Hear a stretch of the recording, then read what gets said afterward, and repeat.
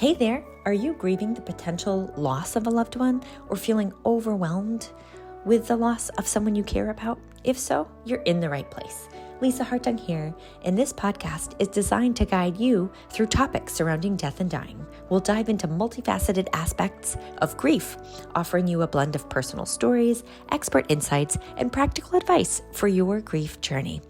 May this be a safe space for you to learn, listen, and ask questions about your own life and loved ones. So grab your favorite beverage and let's dive in. All right, welcome back to the podcast, everyone. So excited to have you here with us. I've been looking forward to this week's guest of honor. We have Diane Namm here, who is an author of over 65 book titles, from children's, young adult, and nonfiction adult books. Her most recent picture book, What Happens After, is about losing someone you love, respecting the grieving process, and finding a way forward. And Kirkus Reviews describes it as a simple, emotionally effective exploration of loss. I have the book here, and I'm super excited to welcome Diane Namm to our podcast today. So welcome, Diane. Thank you, Lisa. I'm so honored to be here, and I really appreciate your having me on. I think that, grief is such a difficult topic, and it's one that we just as a society have a really hard time talking about, verbally processing. A lot of people, hide Sure. their emotions. And so when I came across your book, I thought, oh my goodness, every page I just felt, tugs at my heartstrings, and I was there in it. It's such an example of the journey of grief. It's not all at once, it happens over time. And so I thought maybe we could start out the interview with you doing a live read of the book, if that's okay with you. Sure. I do want to mention that this May or April, we published an audio version narrated by the actress Catherine Ross. She does a way better job than I will today, but I am happy happy to read the book, even though I may at times have to pause because it still makes me cry, even though I wrote it. And that's how you can tell it's such a good book. Let's begin. What Happens After by Diane Namm, illustrated by Laura Yeager. What happens after someone you love dies? It's really hard for those who remain behind. And it can be hard for a long, long time. And that's all right. It takes as long as it takes. We feel sad. We feel mad. We cry. We ask why when we're alone and when we're with others. We look for signs in our world to remember our loved one by, and we find them. When a rainbow paints the sky, when a feather flutters alongside, and when we feel the tickle of a butterfly.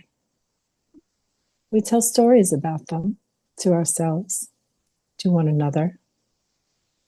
We remember being with them, the laughter we shared, the fun we had, the love we felt. We see their faces in pictures.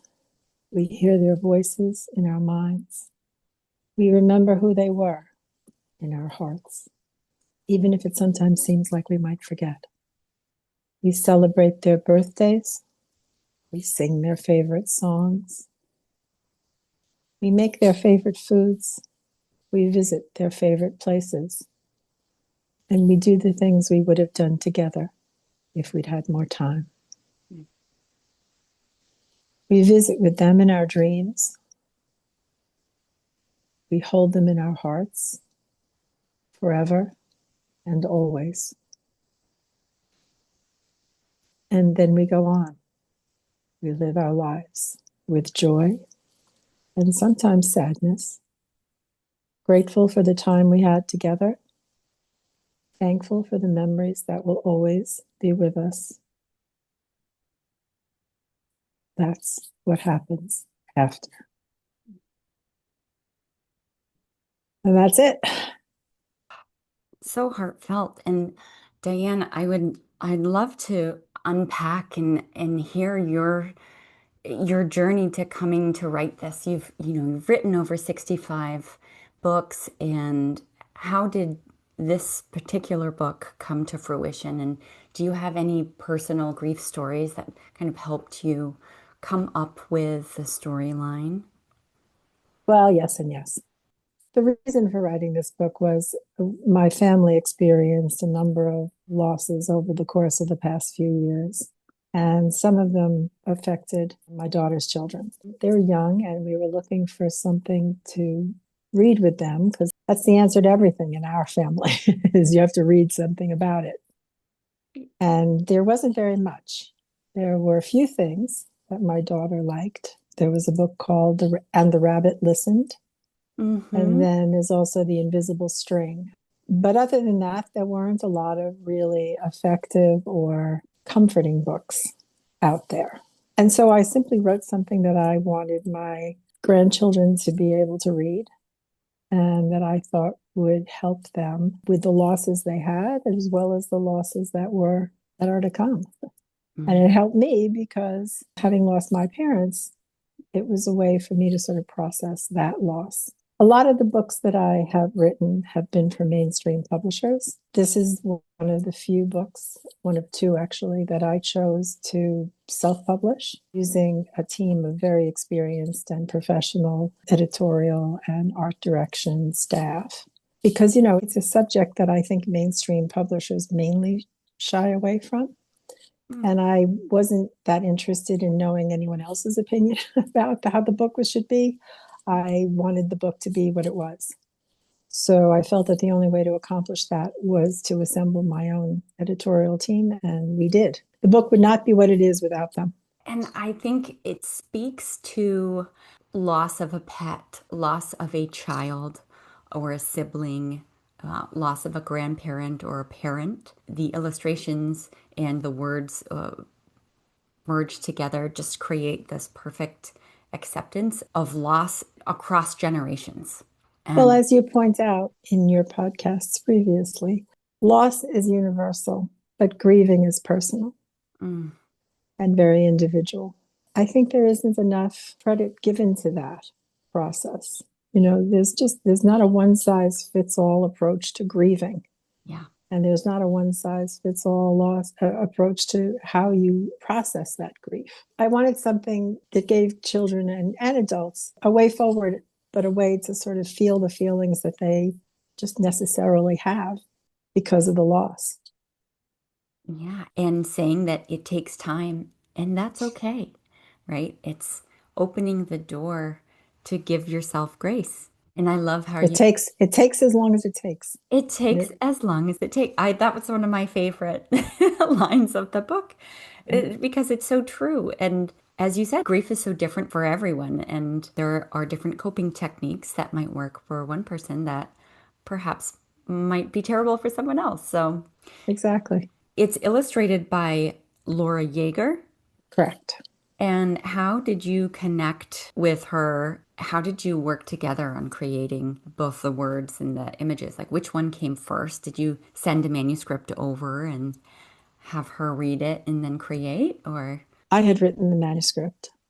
And then I worked with Simone Caplet, who's a very experienced children's book publishing editor in New York. He's associated with an art director named Semidar Megad, who's also a very well known art director in the children's book publishing world.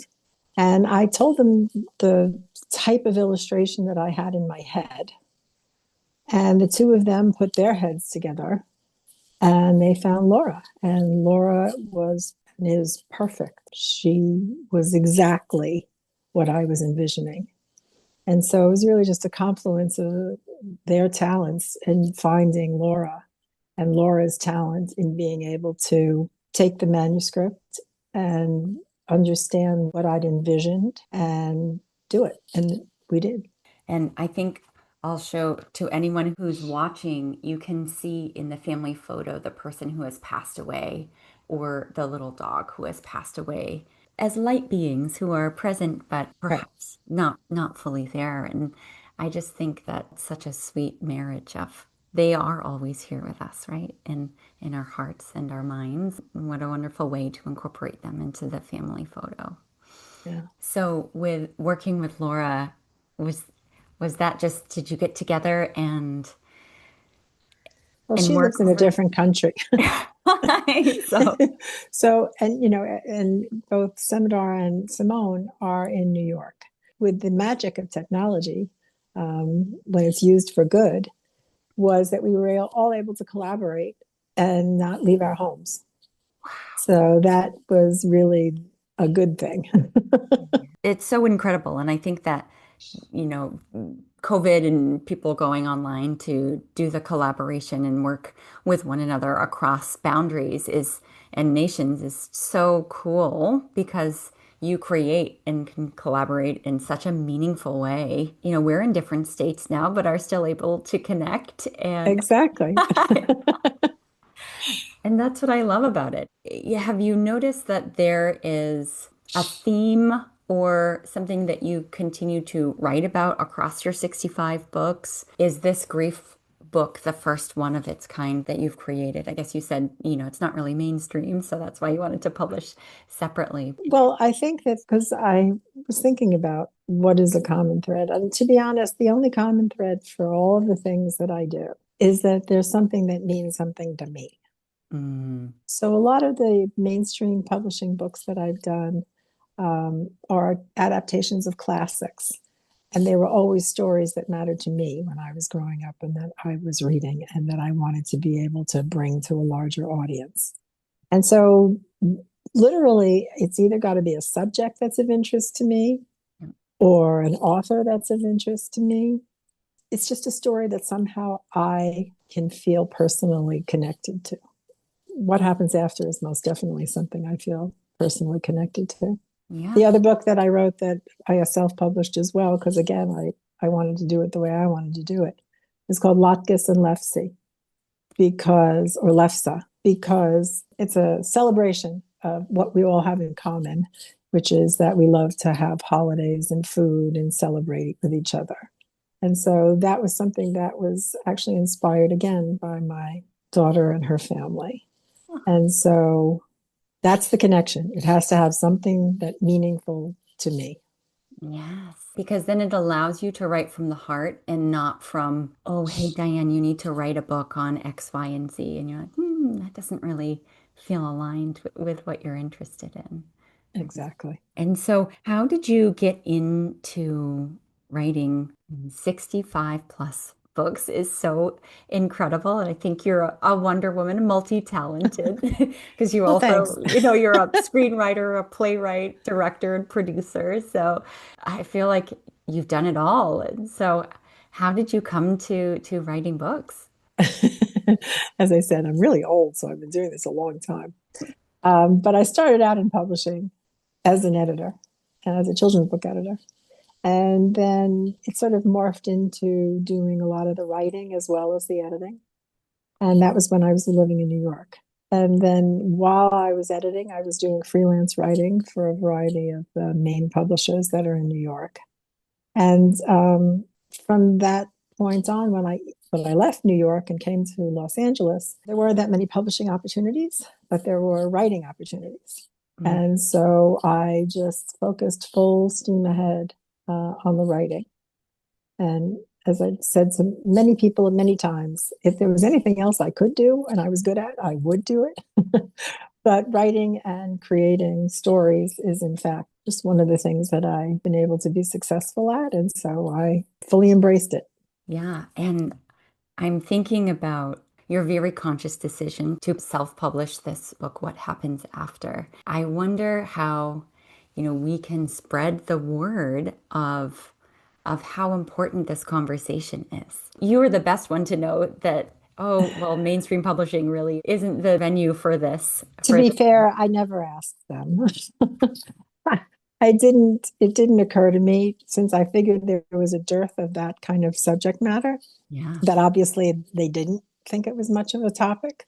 So I didn't ask. I didn't submit to publishers. I didn't call people that I knew. I didn't do any of that. I just really felt strongly that I wanted it to be what I wanted it to be. And maybe there'll be a change and there will be a sort of shift in mainstream publishing and in wanting to approach emotions that are hard in a way that they haven't in the past. But to be fair, I didn't ask. Yeah. So, You're like, there might be a shift. It's hard to know.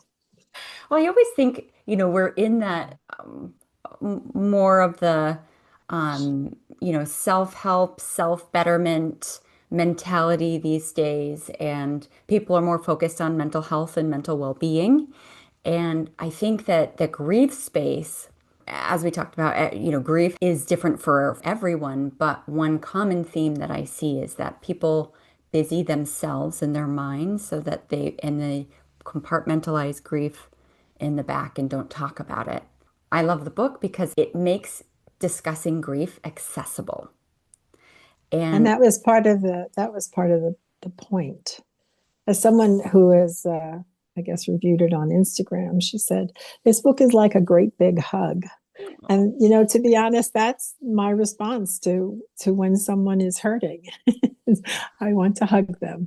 And so the fact that she basically nailed that as the description for the book, I thought was really apropos. yes, and it's offering a suggestion like, yes, we can celebrate their birthdays and keep them with us presently. And I love that it's just like a big hug because it is like that.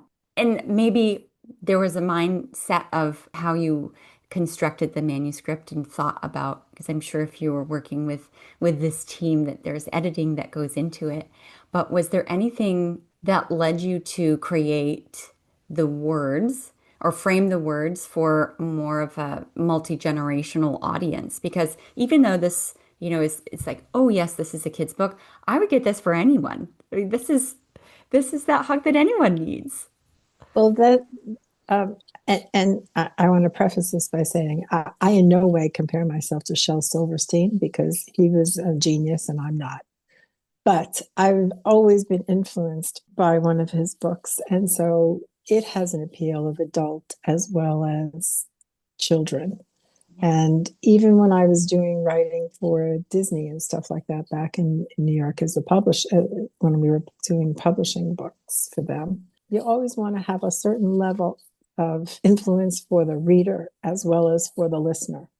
And since adults are almost always reading to children, or if the child is slightly older, you want to be able to appeal to them on all levels so that this way no one loses interest and nobody wants to fling the book against the wall because they're tired of reading it. The Giving Tree is the thing that influenced me by Shel Silverstein, and that book makes me cry every time.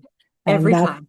Every time. And that book is most definitely for both adults and children. And Mm. so I had that in my head Yeah. when I was trying to finalize the manuscript, but as I said, I in no way compare myself to him. It was an aspirational model when I was writing the book. I can totally see that, Diane.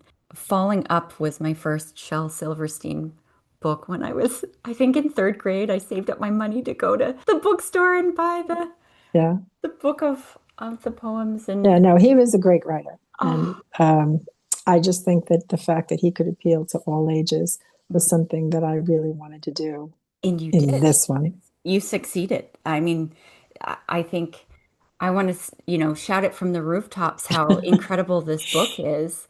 I appreciate that.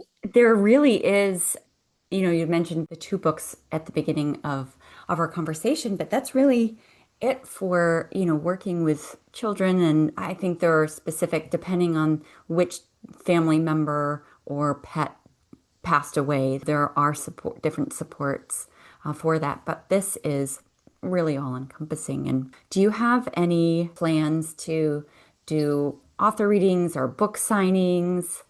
Or, book tours? I'm like, I would love to have Diane come here to North Carolina so we can do a thing at the kids' school.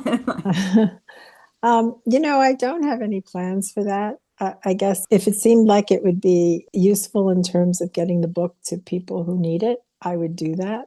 Yeah. But at the moment, I think what we're just doing is playing. We've had a marketing, and I also have a marketing and publicity team, and so they've kind of been handling getting it out there into the world. The library system for California has already purchased the books for all of its libraries. Oh, And it is available on ebook throughout the entire nation through the library system. wow. So it's something called Biblio Board, I think. Hmm. And so primarily my interest is in getting the book to people who need it because I think that it helps. I've given it to a number of kids who had recently suffered losses of their grandparents Mm. and or great grandparents. And honestly, just seeing their reaction makes me just feel validated in having written it and very glad that they had it and that I had it to give them. So, that's a very long answer to if I'm in your town, I'm happy to come, but I don't have any plans right now. Yeah, I think that that makes sense, though, right? That you want it to be a support for someone who is grieving. I'm very intrigued if, or like this is like a version 2.0 maybe, of thinking of thoughtful conversations that we can have with the individual who reads the book and who is grieving to help continue the conversation or continue expressing their feelings so it doesn't get swept under the rug. I interviewed a sixth generation funeral director, and he said, you really die twice. You physically die when, you die when you physically leave the earth. And then the second time you die is when people stop telling your story. Thinking about, yeah. And I mean, to be honest, I don't think anyone really ever stops thinking about something, about someone that they love or a pet that I mean, I don't. Anyway, that was how I felt, is that you are forever changed and they are forever with you. And there is no getting past that. And I think pretending otherwise is probably harmful.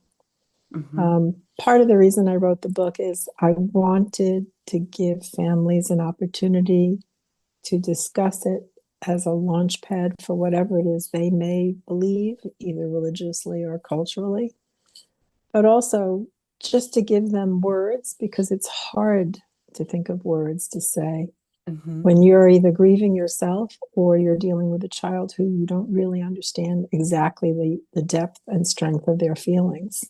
A lot of times people just sort of dismiss children's feelings in that regard because they figure, oh, how could they possibly care that much? They didn't know the person that well, they didn't know the person that long.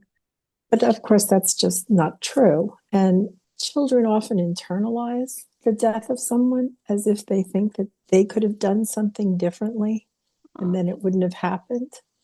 And this is also a launch pad for that kind of conversation so that they understand that everyone feels sad, everyone feels responsible, but everyone feels the loss, and that it's not them specifically, and that they're all in this together, Yeah. but they're entitled to their own personal feelings.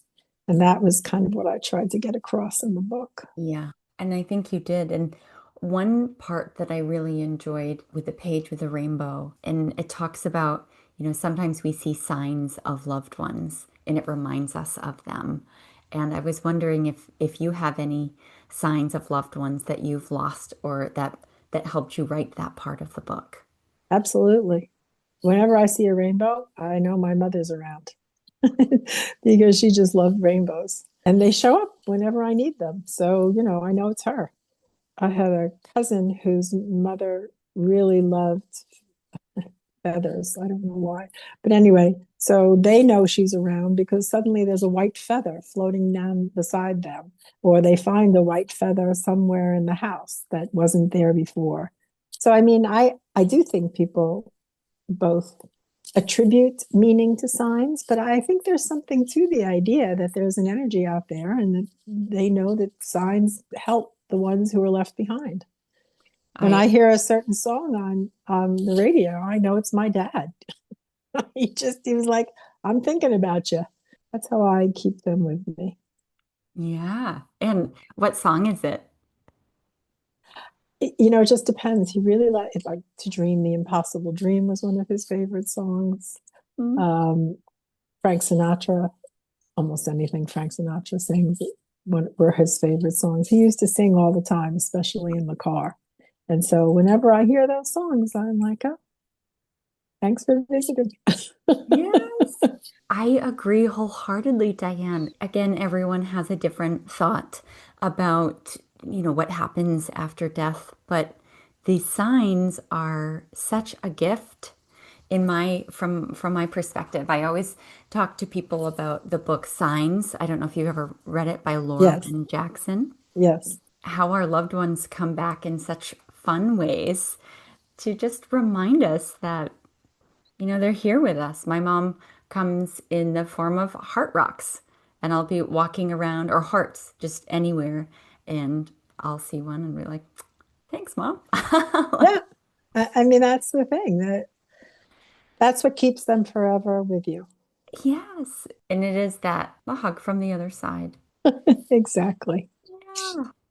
And so in sharing this book with family and friends, what has been one of your biggest takeaways with, I was just feeling all the feels as this is a book that you worked on and poured your heart and soul into. And so how has it been seeing other people's reactions to it?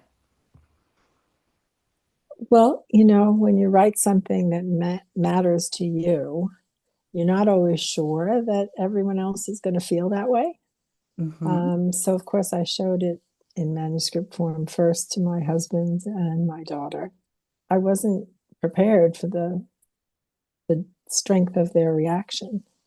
But of course, they've experienced the same losses in their way as I have.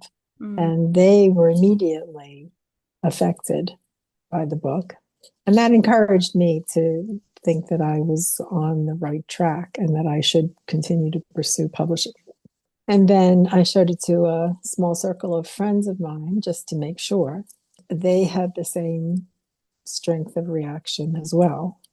And then when I met Simone, who also had the same reaction, I finally decided that yes, I should pursue it because if she thinks so too, and everybody else in my circle thinks so as well, then this is a book that people will respond to.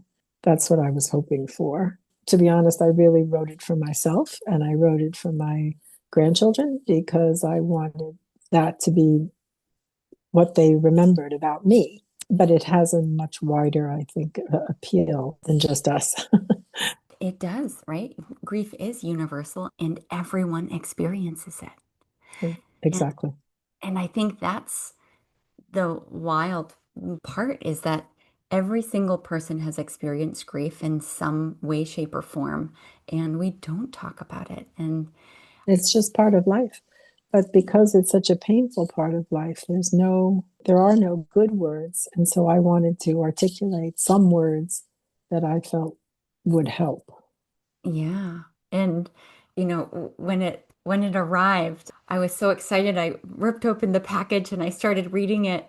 And we're driving in the car to go out to dinner, and I just start sobbing. And my husband's like, "Are you okay? Like, what is this?" I'm like, "This book is just so beautifully written, and it's Well, so spot on. And like, this is everything I feel." I'm sorry that it made dinner hard, but I'm No, glad that it helped. I'm glad if it helped. I think that tears are a part of the emotion and part of us releasing whatever tension or strain or grief that we had. It's true. When I took both my husband and my daughter cried when they read it, and I felt terrible that I was making them cry. But my daughter said, "No, Mom, these are good tears." Yes, because it captures the beauty of life and the beauty of the cycle of life. Going back to Shel Silverstein, right? About when they've chopped the tree down and Right. but there's still the memories and you talk about sharing the memories. It's the heartfelt moments, the small moments that we remember and we cherish, and it just touches your core in such a unique way. And maybe did you go through schooling on how to write in such a touching way, or maybe this has evolved as you've been a writer through your Well, career, but you know,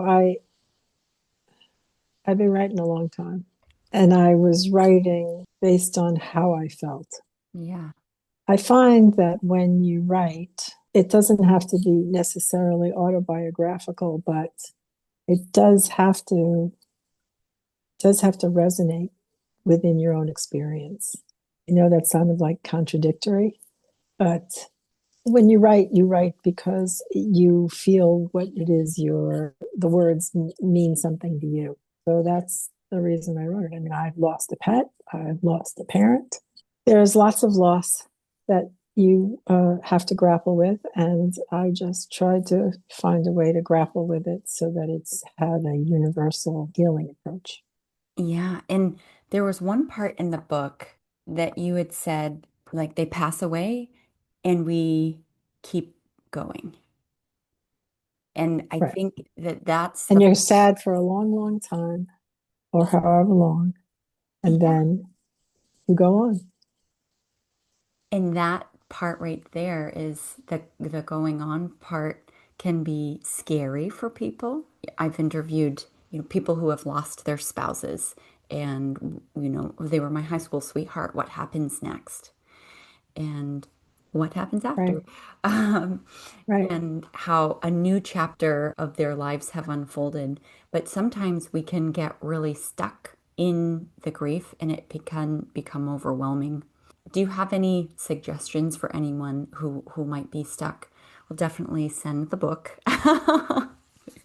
Well, I think the book does help. I mean, in a way that I understand when you use the word stuck. I feel like that's a judgment about somebody that Mhm. maybe we shouldn't extend to them. And I'll rephrase what the book says. It takes as long as it takes. I Yeah, mean, if this was someone's high school sweetheart and they've spent the good part of their, 40, 50 years with the person, yeah. you don't really just get over that in a No, second, no. and nor should you be expected to. Yeah. But if it gives the person some comfort to think about, to look at the pictures, to think about the times they were together, to actively celebrate those times as if the person were still here or if they would have done something with the person that they didn't get a chance to do. That's kind of a way to move forward Mm, while you're still in the process of being attached to the person. The strength of someone's feelings is they're just the strength of their feelings. You can't do anything about that. yeah. You can offer other activities of life so that moving forward is filled with new joy. Mm, But you know, it takes as long as it takes. And if somebody can't move from the house for a year because they are so struck by their loss, then you work with it. yeah. That's what it takes for them. Hmm. And I don't have any suggestions on how anyone in particular should get past it. I only know what I can do, Hmm. and I wrote what I thought would be helpful to others. Yeah, you're right. And I have heard that writing is also such a helpful, Writing's therapeutic. if it's writing a note to the loved one or just writing your feelings down and Right. helping, just letting the mind and your hand on in the pen go like fly away and um, That is, flow. writing is a very cathartic experience. Mm, Um, I'm quite sure that's why I chose it. Because, when you feel things deeply and you got no place to take to send it or do anything with it, I write. So I think that if you or anyone feels the need to do that, you should, because it will help. I definitely feel like whenever I have emotions, really strong emotions, I go to my journal and I write them down. And in the process of just getting them down on paper is, And for some people, it's also, maybe it's drawing, maybe it's painting, maybe it's creating some other way. There's lots of, maybe it's songwriting. I mean, there's lots of creative endeavors that are innate to the human activity that you can use to memorialize or channel your feelings to create something beautiful. And I highly recommend that people take that path if it so moves them, because you never know what you'll end up with and you'll feel better. that it's so beautiful, beautifully said, Diane, because we always think about how one takes their pain and turns it in, takes a really difficult and challenging time and does something maybe unintentionally beautiful with it, or turns it into a purpose that perhaps they didn't even think about was there before. And Exactly. yeah, it's the path of life. You never know what's around the corner, and just taking action and trying different things as you're moving through the grief journey is so interesting. And one question I had for you was, it's talking about celebrating birthdays, and for you and your family, when you've lost a loved one, do you do anything special on their birthday or their death anniversary to commemorate them? Yes, I don't dwell on the death anniversary. I do dwell on the birthdays because we celebrated the birthdays with them. So for my parents, the birthdays usually were a way of us celebrating all together the holidays. My mother was born around Thanksgiving. My father was born around Christmas. And so when we celebrate their birthdays, we are also celebrating as a family the holiday itself. And so it's been easy for us to remember them. And we always, talk about a time when we were celebrating together in memory of that. I, in particular, find that very comforting. It's a nice tradition, and it doesn't have to have been around the holidays. You can make that person's birthday a special day regardless of when it happens. But for us, it was just, we were lucky enough to have the holidays as their birthdays. You can celebrate and be together, and I love that you really focus on their birthdays and that renewed. Maybe do you have new traditions that you've started, and maybe foods that you make that you made together? Sure. That's why I wrote latkes and lefse. Yes. My mother really liked latkes. And another family member that we lost really liked lefse. And so just the fact that that's our children's favorite foods too, it was just a meaningful way to incorporate their memories into something living. And that's why I wrote that book too. Yes. I know. Now I've got to get a copy of it. Well, I can send it to you. You don't have to get a copy. But I think that's such a beautiful part about the grief journey, is thinking of all of the ways that you can come together and celebrate that loved one in really meaningful ways that bring joy to life instead of sucking it out of life, right? And Exactly. sharing those funny memories, laughing about it, and that's the beauty of it. I And, just my mother always wanted to travel. Never really got the chance. She just mm, wasn't well enough to do that. And so now we just go to lots of different places that she would have gone.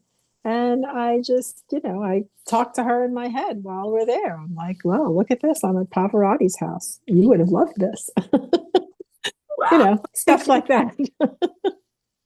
yeah, I now carry a vial of my mom's ashes wherever I go. And if I feel like she would have really liked that place, sprinkling it on. I Like, think that's a great idea. yeah, like here we go, Mom. Let's enjoy it together. Yep. So, Yep. No, I'm with you there. yeah. Oh my goodness. Well, Thank you so much for writing this book, coming up with this and having, I'm sorry that your grief journey happened and, it spawned writing this book, but I just know that your words are going to help so many people as they are grieving the loss of their loved ones. And Well, that is the hope. So thank you for saying that. yeah, and I'm just so grateful for you and for your time, Diane. And how can our listeners find you and find the book? I'll make sure that I link it in the show notes as well. It is available on Amazon, and it's also available through bookshop.org, or you can also go to my website, dianenamm.com, and you'll be able to link to purchasing the book too. It is mostly available online. I'm not quite sure that there are bookstores that carry it yet, but it's available both as an audiobook, an ebook, paperback, and a hardcover. So you have every possible option you you might enjoy. I am grateful you did that, Diane, because everyone digests books in a different way. And so I'm grateful that you really made sure that it was accessible for everyone. Diane Namm is DianeNamm.com. And I'm not that big on social media, but I am on LinkedIn and I am on Instagram.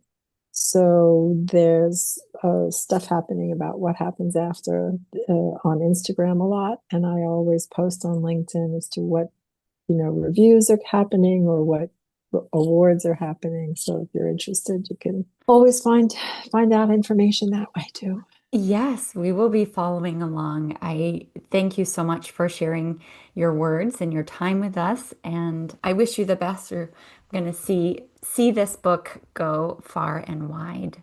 Well, thank you, Lisa, and thank you so much for everything. I really appreciate it. Thanks so much for listening to this week's episode of Giving Grief Grace. If you found the content interesting and think it could help a friend or a loved one, please share it with them. Subscribe to this podcast and get a weekly dose of positivity. And while you're at it, please leave a review. If you enjoyed the show and want to support me financially on my grief journey, I'm raising funds for Project Purple, a nonprofit whose mission is to see a world without pancreatic cancer. I'm doing this by running the New York City Marathon in November 2025, and I'll leave a link to my fundraising page in the show notes. If you've lost a loved one and are looking for support in an online community, consider joining our free private Facebook group, Giving Grief Grace. May you be kind to yourself in the week ahead and give yourself grace. Thanks so much for listening, and we'll see you next week.